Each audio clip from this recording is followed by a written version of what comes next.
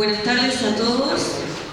Mil disculpas, tuvimos problemas con la computadora para proyectar el PowerPoint. Lo estuvimos preparando un montón y bueno, son esos imprevistos que pasan y que nos descolocan un poco.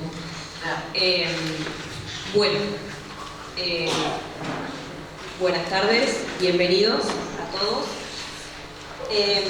Voy a comenzar con la presentación de esta invitación que nos hizo la señora Liz Solé en cuanto a sus dos libros. Y pude escribir algunas palabras como profesora de historia. Y primero, ante todo, comencé con un historiador que empecé, el primer año de la facultad y que me pareció muy interesante para abrir la cabeza, que es Marc Bloch. Y dice que en su libro, Introducción a la Historia, él tiene una frase que dice: la incomprensión del presente nace fatalmente de la ignorancia del pasado, pero no es quizás menos vano esforzarse por comprender el pasado si no se sabe nada del presente. La escuela es uno de los principales lugares donde los chicos construyen su identidad en relación con nosotros y donde se reconocen como parte de una comunidad. Y la historia tiene un papel fundamental en la construcción de identidades colectivas. Es desde la educación donde los alumnos refuerzan las nociones de identidad, de pertenencia, de posesión de un pasado común, de responsabilidad y de participación. Allí se reconocen como parte de una historia que se imprime en la memoria y en la conciencia colectiva, y a la que se recurre a la hora de evaluar los nuevos escenarios que se presentan. Es por esto que agradecemos el trabajo de Liz Solé, que ha realizado una investigación exhaustiva sobre la historia de nuestra localidad. La multiplicación de fuentes utilizadas concluyó en un verdadero trabajo de revisionismo histórico, que hoy tenemos el agrado de escuchar su presentación al público. Los dos tomos de fuentes nos transportan a un periodo en donde la organización nacional en general fue un periodo muy arduo, cargado de dificultades, en un ambiente hostil y lleno de travesías. José Portugués, ese estanciero que es mencionado a lo largo del libro y en las fuentes documentales, es el fiel reflejo de este periodo cargado de injusticias, de conflictos, pero con la fiel convicción de seguir un ideal, el ideal de la construcción nacional. Más que nada, apelo a esto de entender nuestro pasado muchas veces nos hace comprender nuestro presente, y bueno, es por eso que agradecemos la historia de Liz Solé, todo el trabajo que ella hace y la cantidad de fuentes documentales que utiliza, porque siempre es importante recalcar que la historia como ciencia y como parte de las ciencias sociales es una ciencia objetiva, que uno no es que dice las cosas por decirlas, sino que hay un trasfondo en donde uno se basa y son las fuentes que nos ayudan, a comprender ese pasado. Así que bueno, te agradezco mucho, Liz, por haber estado con nosotros y bueno, queremos escucharte.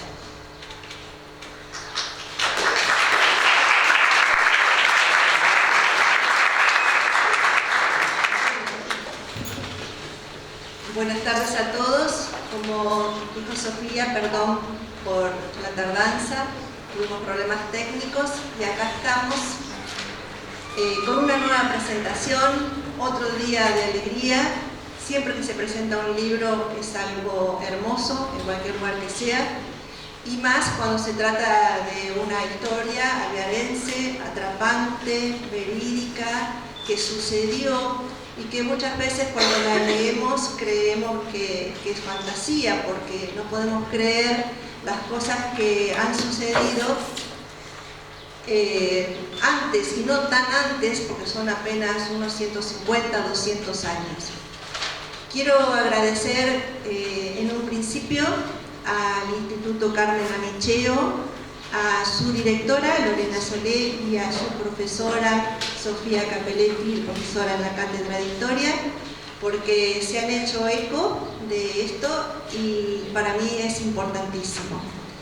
Junto con ellas dos están todos los chicos de cuarto año de secundaria, que fueron los mismos que hace 5 años me ayudaron a presentar la primera parte de este estudio.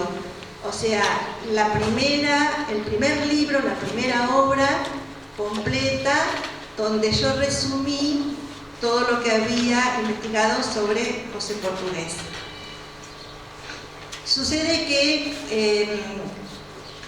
teniendo como modelo a otros historiadores, cuando hice esa investigación, por ejemplo, a Capdevila de la ciudad de Tapalqué, primer historiador también de General Alvear, empecé no solamente a hacer mi interpretación de la historia, sino a escribir literalmente todo el documento. Resultó que el trabajo era amplísimo y ya iba 600 hojas y no podía terminarlo. Entonces decidí empezar de nuevo con la historia y así nació José Portugués, el primer libro, en donde resumí todo lo que yo había investigado, agregué algunas fuentes y también traté de que fuera mucho más accesible a cualquier tipo de lector. Entonces, se podía leer la historia a través de los diseños de Emiliano Laburdete, que está acá presente y que le agradezco todo lo que trabajó en ese libro. Se podía ampliar el contenido leyendo los epígrafes o leer las páginas completas de letras para los que tenían mayor interés. Pero todas las fuentes quedaron y entonces así en la computadora no se podía acceder a ellas. Yo todas esas fuentes las había ido recolectando de diferentes archivos de la provincia, de la nación o de partidos vecinos, porque tenemos historias relacionadas. Así que un buen día me puse a hacer como una colección de todas esas fuentes que tenía yo en la computadora y a compaginarlas en un programa de diseño que había aprendido a manejar en Design. Y así salieron documentos 1 y documentos 2, porque era tan largo también que el programa no aceptaba semejante cantidad de hojas y de ilustraciones, entonces lo tuve que dividir en 2. Y así son los libros que hemos manejado con los chicos, documentos 1 y documentos 2. No es una historia narrada, sino que son solo transcripción de documentos.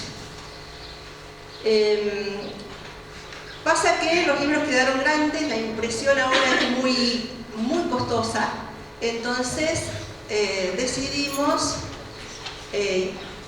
imprimir algunos juegos nada más como para quedar en la biblioteca de la escuela, hice algunos otros juegos en la impresora de mi casa y después subirlas a un blog para que fueran de acceso gratuito, que es después lo que van a explicar los chicos que hicimos. Bueno, eso es más o menos todo el resumen de lo que hemos hecho. Los chicos me recibieron con alegría y con una sonrisa. Eso fue maravilloso. Se acordaban de mí de hace 5 años. Estuve mirando las fotos, que todos eran chiquitos y ahora están grandes, me pasan en altura algunos. Pero trabajaron mucho. Sé que a veces es tedioso esto de mirar documentos y leer documentos completos, pero también es curioso porque tiene una forma de escribir totalmente distinta de lo que hacemos ahora. Bueno,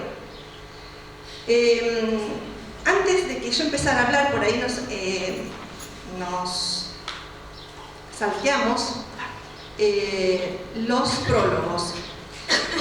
El libro Documentos tiene 2 prólogos, uno escrito por Adriana Sánchez, que no está bien de salud así que no pudo venir, la periodista, y otro escrito por el doctor Alejandro Celillo, que siempre ha colaborado y siempre me ayuda en mis emprendimientos. Él fue el que después van a explicar los chicos y van a leer, el que gestionó para que el primer libro se declarara de interés legislativo por la Cámara de Senadores. Y como el doctor Alejandro no está, vino Joaquín Verón y quiero que entre todos lo escuchemos un ratito porque él nos va a hablar en representación de Alejandro, ¿puede ser?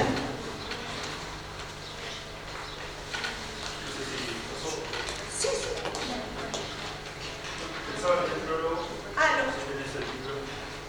A ver el que tiene documentos 1, si le puede prestar el libro donde está el prólogo, escrito por el doctor Alejandro Cedillo.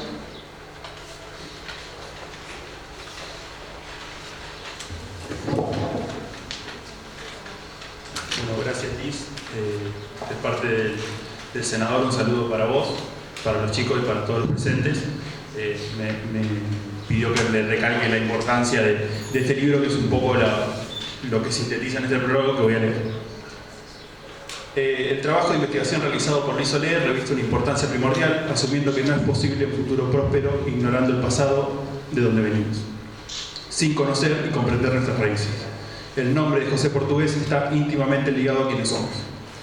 En estas páginas, insisto, imprescindibles, se analiza documentación histórica sobre la fundación del Forcín, Pueblo Esperanza y del Partido del General Alvear. El texto revela vivencias, andanzas y logros de Portugués desde 1830 hasta 1886, fecha de su fallecimiento. Su nombre y su gesta tienen un significado mítico.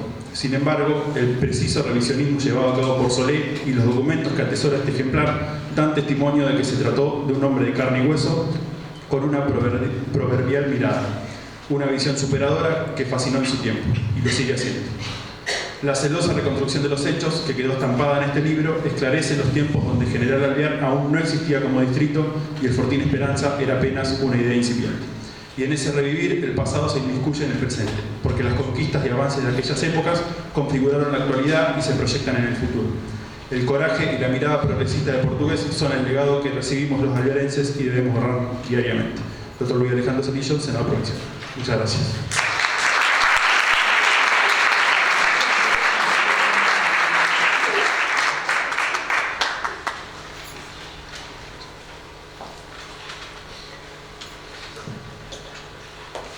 Bueno, ahora empezamos lo que trabajamos con los chicos en clase. Y intentamos desde un principio imaginar cómo era General Alvear allá por el año 1800, en las primeras décadas de 1800, cuando José Portugués se anima a cruzar el arroyo de las Flores y llegarse hasta estos lares. Primero el río Salado y después el arroyo de las Flores. Los hacendados, pioneros, audaces, hacendados todavía no eran, se animaron a venir a estos lagos después de la primera campaña del desierto que inició Juan Manuel de Rosas allá por 1832. Eso les dio cierta protección y entonces pudieron venirse con sus caballadas, con sus animales e instalarse en esta zona junto con amigos, criollos e indios. Comenzamos a tratar de escuchar los sonidos del campo, a imaginar cómo era todo esto, y quiero que comencemos con una cifra, con un estilo, que va a cantar el profesor Ricardo Fernández. Quiero contarles que comenzamos a intentar armar la gesta de José Portugués a través de canciones y bailes. Lo hemos empezado y lo vamos a terminar. Hoy va a venir a cantar María Paz García de Recaborde, y como muchos ausentes que por motivos muy justificados no pudieron venir, estamos tratando de reemplazarlos, ¿no? Así que el estilo lo va a cantar quien lo escribió, letra y música, el profesor Ricardo Chiche Fernández.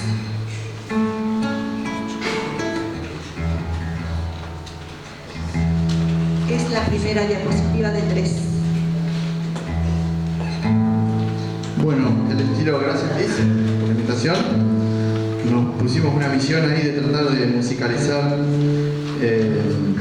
cada una de estas escenas o capítulos del libro. En el caso de, ayudado por algunas imágenes, como decías, en el primer caso, imaginándonos esa llanura pampeana, un poco al natural, digamos, diferente a como la conocemos ahora. Y el estilo es un género de la música bonaerense que se basa en la décima, así como en la milonga, y es un estilo muy particular, muy para adentro, digamos, donde uno expresa sus visiones particulares acerca de determinadas cosas, como por ejemplo en este caso, una visión de la pampa bonaerense hace más de 200 años.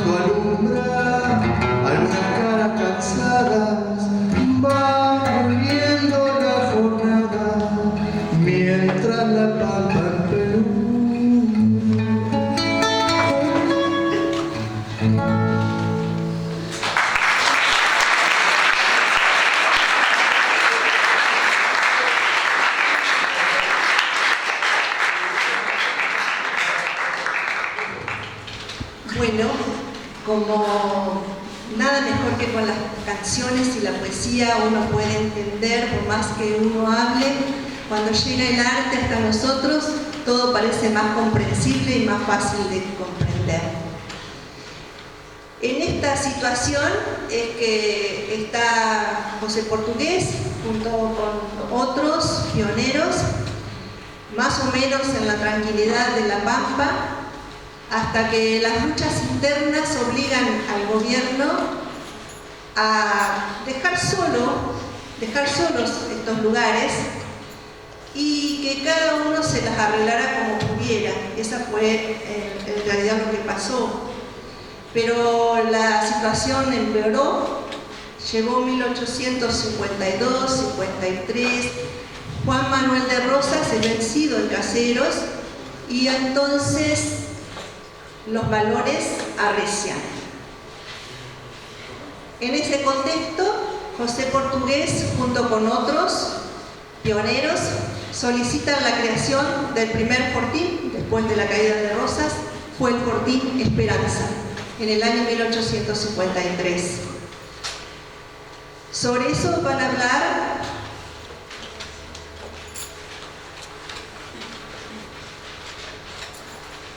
el primer grupo, si pasa.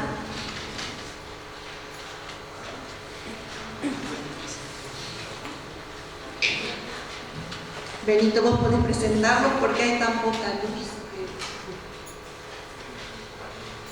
Buenas tardes a todos. Yo me llamo Luis Tejeiro, ella Iba Branco y ella Diana Seguir. Nosotros elegimos a partir de la página 119 hasta la 131, ya que fue la que más me interesó porque habla de la primera comisión que se eligió en Esperanza, la llegada de Juan Noguera y cómo José Portugués se hace cargo de la construcción del fortín. Ahora Iba va a leer una parte del documento, ya que fue la parte que siento que más da contexto a lo que pasó en el tiempo.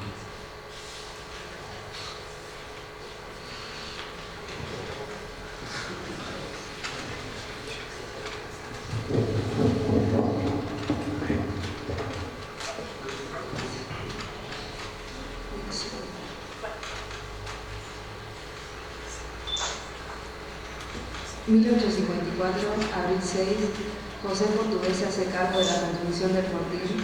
Capdevila, Rafael Darío, periódico El Deber, Capayé, 1975. Nota Capdevila, abril 6 de 1853.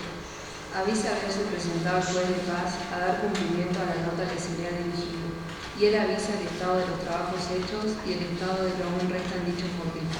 Los soldados que guarnecen aquel punto han estado muy pocos días al raso. Muy pronto hicieron sus toldos de paja de techar en los grandes aguaceros que ha habido en estos meses. Han estado cubiertos, menos los que andaban empleados. Más de mes y medio hace que hay una pieza de 9 varas dividida, la mitad de los trabajadores y la otra para los asistentes del comandante.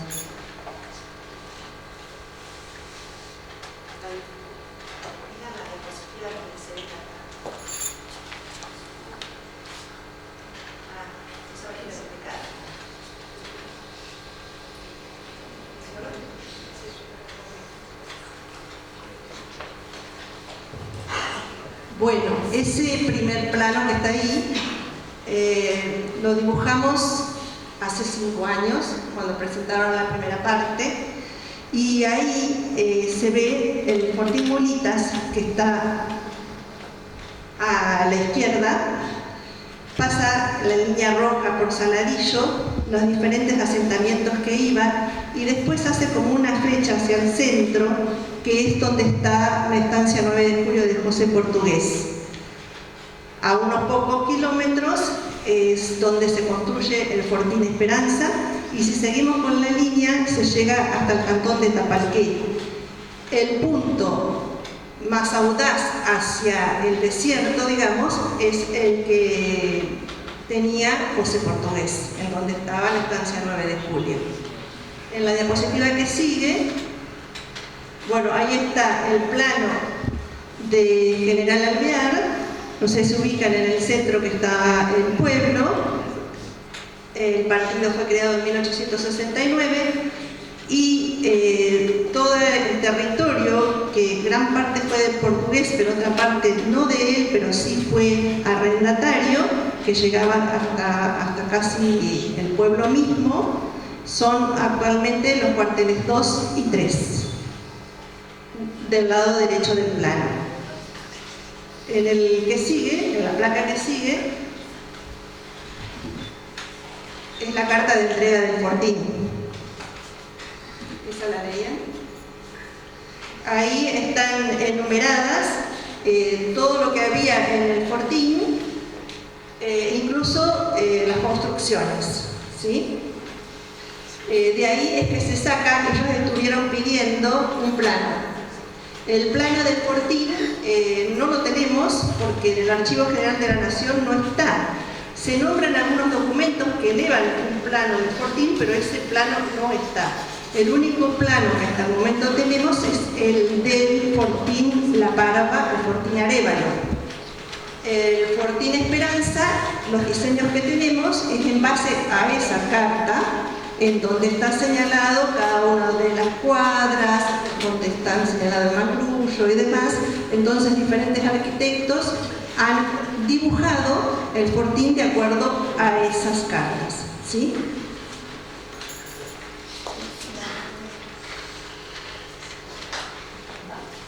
Bueno, un gran aplauso para el equipo 1.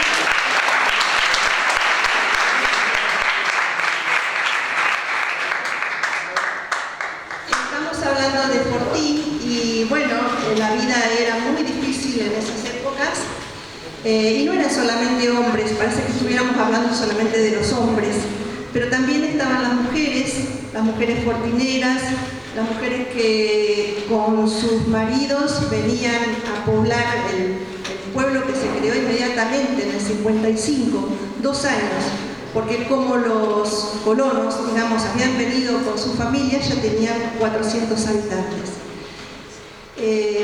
A la noche o cuando se acercaban al fogón, generalmente se reunían a cantar cifras, estilos, y hay una danza particular que se llama La Patria, que utiliza las palabras que se utilizaban regularmente para comunicarse los soldados. Por ejemplo, armas al hombro, santo y seña. Lo van a ejecutar los chicos del taller de música bonaerense, que están coordinados por el payador Daniel Reina y el profesor Ricardo Fernández. También está en el taller el profesor Miguel Caram, y que son los que van a ejecutar y practicar en esta danza a la patria. Como Daniel Reina no está, ustedes lo habrán visto en el prólogo, tiene graves problemas de salud, así que como él nos dice, está con nosotros con el corazón, pero no físicamente.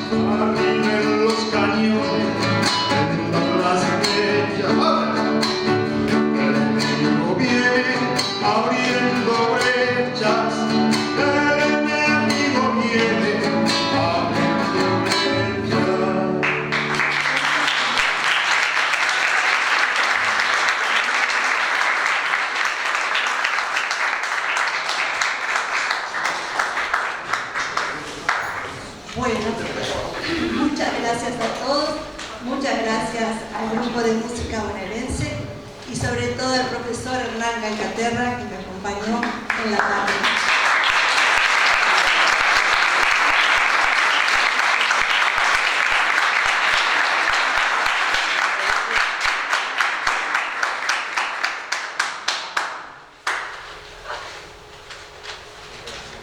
Bueno, como dijo el profesor, hay tan poca luz que no puedo leer los nombres de los alumnos que siguen con el siguiente grupo y con el siguiente tema. A ver si pueden pasar. Cristina, Anita, Agustina.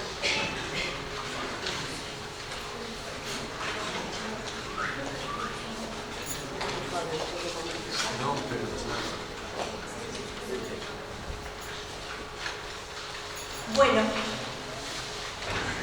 como vimos en ese plano colorido que estaba al principio, la estancia 9 de julio, estancia pionera, la más audaz, la más lejana en el desierto. Pero dentro de la línea de fronteras. Hay un planito, si la señora Sofía lo pasa, ese plano es de la provincia de Buenos Aires y están marcados todos los fortines. No sé si alcanzan a ver en el centro, más o menos donde estaría General Alvear, y ahí está la línea de fronteras.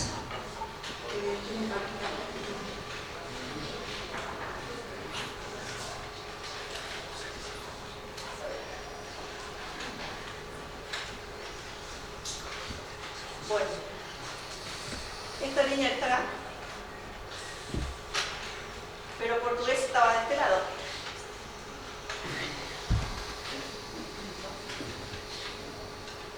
Sí, me dicen. Portugués estaba dentro de la línea de fronteras, sí, pero estaba a resguardo y el gobierno le ofrecía todas las garantías para poder vivir en tranquilidad. Bueno, sobre eso es que el tema que los chicos van a desarrollar ahora.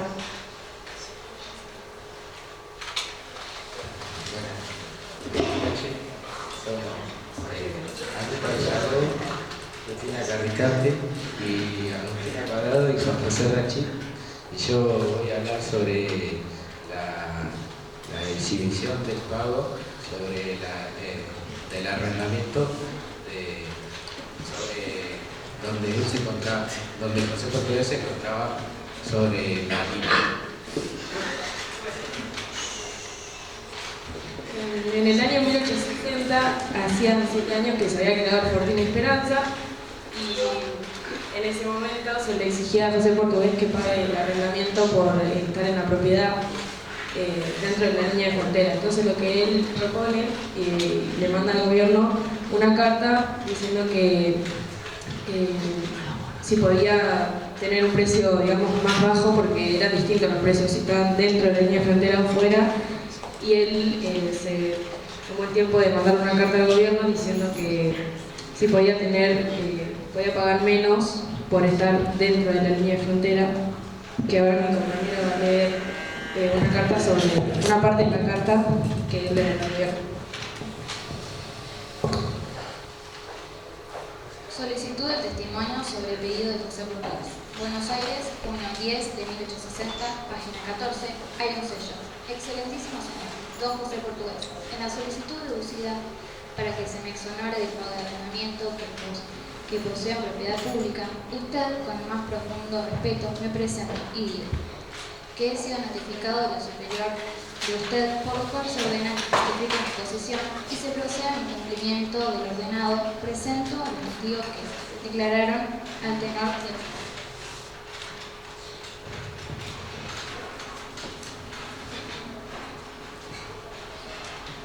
El gobierno le pidió testigos a José Portugués y elegimos el testimonio de José María Jurado, que dice: el 28 de julio del corriente año compareció a la oficina el testigo José María Jurado. a quien para declararse y recibir competente juramento que legal forma, prestó prometiendo por el decir verdad a lo que supiere y le fuera preguntando, quiera diciéndolo con arreglo al interrogatorio que procede. A la primera contestó que conoce al interesado, tiene noticias de esta causa y no le comprenden a las generales de la ley que le fueron explicadas. A la segunda contestó que nada sabe respecto a esa pregunta.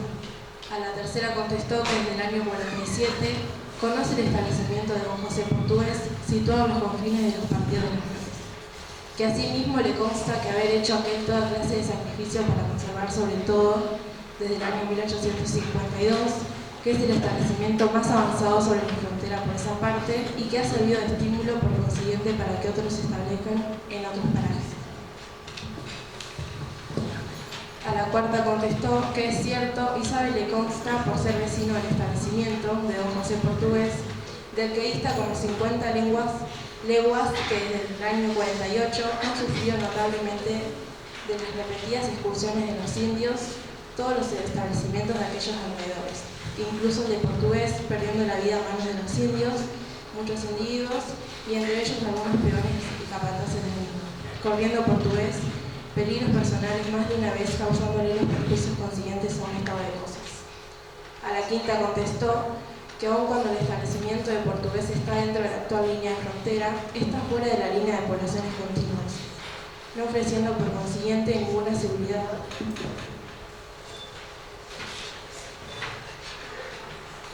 contra las invasiones de los indios, los Martínez que se encuentran a la vanguardia del establecimiento, pues que como es público, aquellos no han sido suficientes para contenerlos en sus frecuentes invasiones.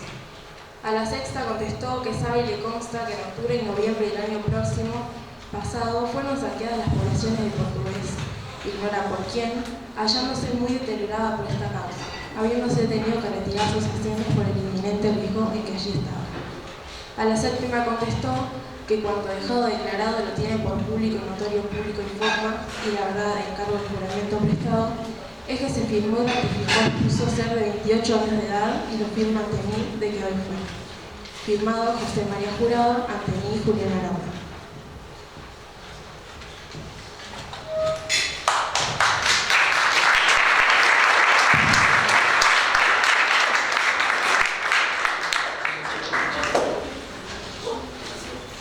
Bueno, estamos complicados con la luz y no se puede mirar bien lo que se lee. Es importantísimo para mí, y a veces insisto, en que los jóvenes se acerquen a los documentos y a estos temas y que se animen a participar en estos eventos, porque ellos son los que pueden de alguna manera llegar a un futuro y trabajando activamente en el resguardo del patrimonio. A veces decimos, ¿por qué darle tanta importancia a José Portugués? Carlos Moreno, un arquitecto que ha escrito muchos libros, yo he hecho cursos con él, él dice que es como sacar agua para vivir. Y tener los documentos es mantener vivo el pasado para tener vida. Eso es fundamental en la historia de los pueblos, y nosotros por ahí todavía como pueblo creado a partir de muchos otros no tenemos una identidad formada, y es a lo que debemos intentar llegar.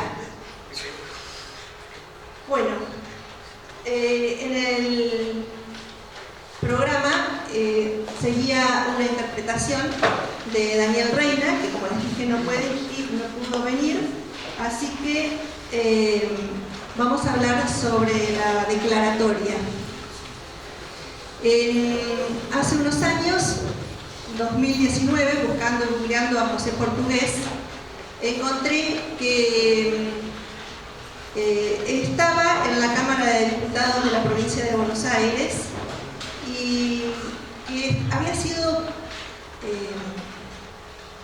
ingresado a la Cámara de Diputados por el señor Eduardo Barragán.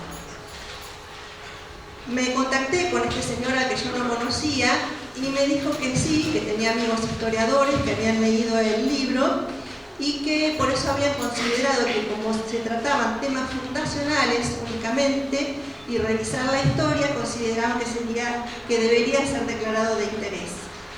Pasa que era la pandemia, entonces el proyecto perdió estado parlamentario y como también acabó la gestión de este diputado, empezó Juan Carrara, que lo continuó en la Cámara de Diputados, teniendo más o menos el mismo resultado.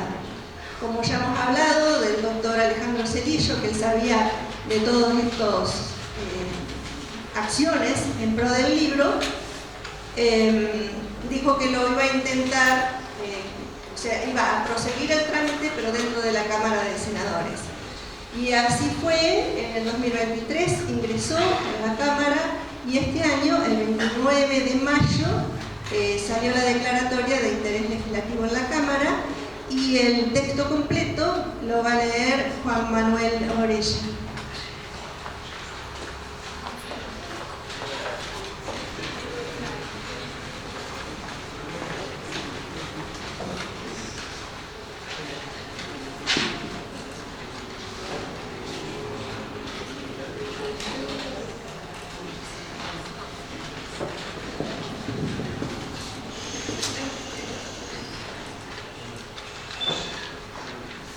Honorable Cámara de Senadores. F-343-2324. La Plata, 29 de mayo de 2024.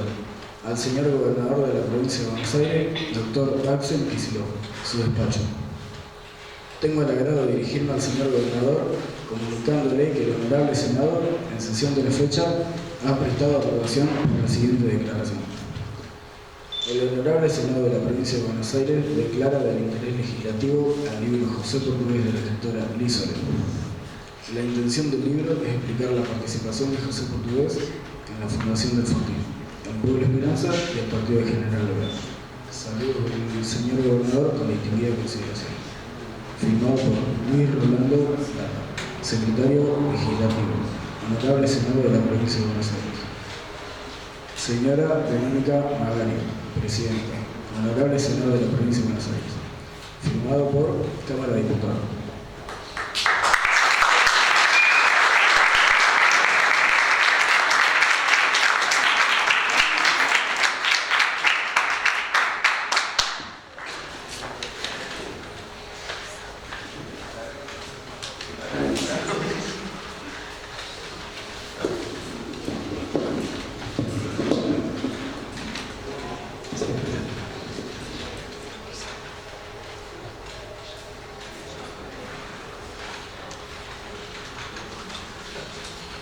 Como les dije al principio, los dos libros de documentos están subidos a la red y ya están para la consulta.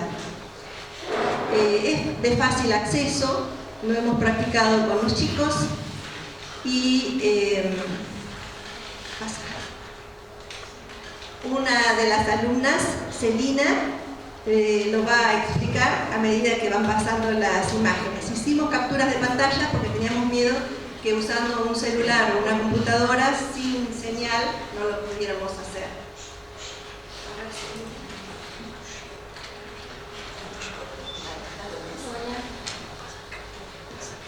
Para acceder a la página, primero tenemos que entrar al buscador de Google y poner Historia de General Alvear, lisole.com.ar. Cuando entras al primer link, tenés la página y bajás hasta encontrar los dos documentos. Cuando entras a uno de los documentos, tenés un buscador personalizado en el que puedes buscar el nombre de cualquier persona o alguna palabra para que sea más fácil encontrar los documentos o las páginas. En este caso tenemos a Mitre, que en este caso tiene 66 resultados. Y el otro es Olivencia, que tiene un solo resultado en la página 216.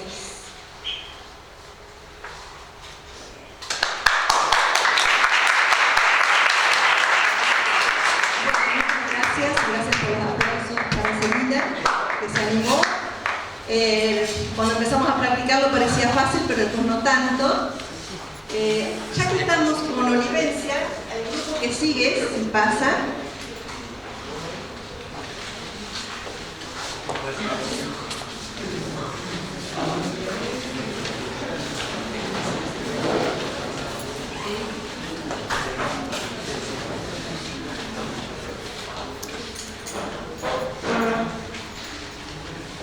Bueno,